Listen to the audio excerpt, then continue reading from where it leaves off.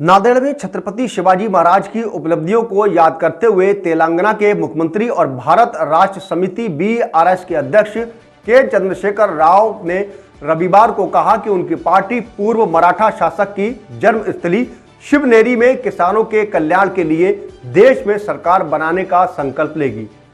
यहां तक जनसभा को संबोधित करते हुए उन्होंने कहा कि 10 दिनों के भीतर बीआरएस की गाड़ियां महाराष्ट्र के सभी 288 विधानसभा क्षेत्रों में हर गांव में जाकर किसान समितियां गठित करेगी।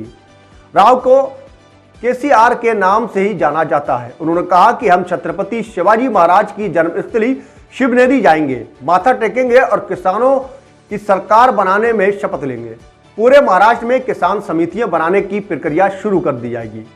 तेलंगाना के मुख्यमंत्री केसीआर ने कहा कि पीएम मोदी आज सत्ता में है, वो जितना चाहे बिजली क्षेत्र का निजीकरण कर सकते हैं, लेकिन 2024 के बाद हम सत्ता में आएंगे और हम इसे बिजली क्षेत्र वापस ले लेंगे। हम बिजली क्षेत्र का राष्ट्रीयकरण करेंगे। 90% सार्वजनिक क्षेत्र में इसे रखा जाएगा। वहीं विभिन्न राजनीतिक दलों से संबंधित नेता बीआरएस में शामिल हुए और केसीआर ने गुलामी इस्पात भेंट करके उनका स्वागत किया है। राव ने कहा कि अगले कुछ दिनों में महाराष्ट्र में बीआरएस पार्टी का काम शुरू हो जाएगा। 8 से 10 दिन के अंदर बीआरएस की गाड़ियां महाराष्ट्र के गांव में आएंगी।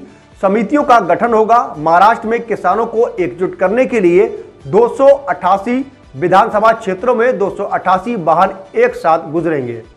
राव ने कहा कि मैं किस किसान एकजुट होने का अनुरोध करता हूं। मैं पश्चिमी महाराष्ट्र, विदर्भ और उत्तर महाराष्ट्र का भी दौरा करूंगा और किसानों से बात करूंगा।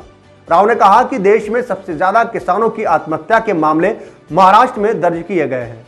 तेलंगाना से बाहर नांदेड़ में भारत राष्ट्र समिति की पहली जनसभा को संबोधित करते हुए उन्होंने कहा कि राजनीतिक दल और नेता चुनावों में जीत रहे हैं, लेकिन लोग हार रहे हैं। राव ने कहा कि इसलिए बीआरएस का नारा है, अब की बार किसान सरकार। अगर हम हो जाए तो एक नामुमकिन नहीं है। हमारे देश में किसानों की संख्या 42% से अधिक है।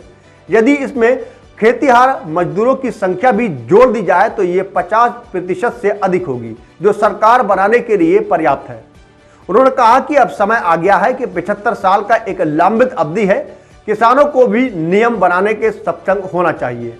उन्होंने सवाल किया कि महाराष्ट्र में कृष्णा और गोदावरी जैसी कई नदियां बहती हैं, फिर भी महाराष्ट्र में पानी की किल्लत क्यों है। राव ने कहा कि महाराष्ट्र में पानी की कमी क्यों है, इसके लिए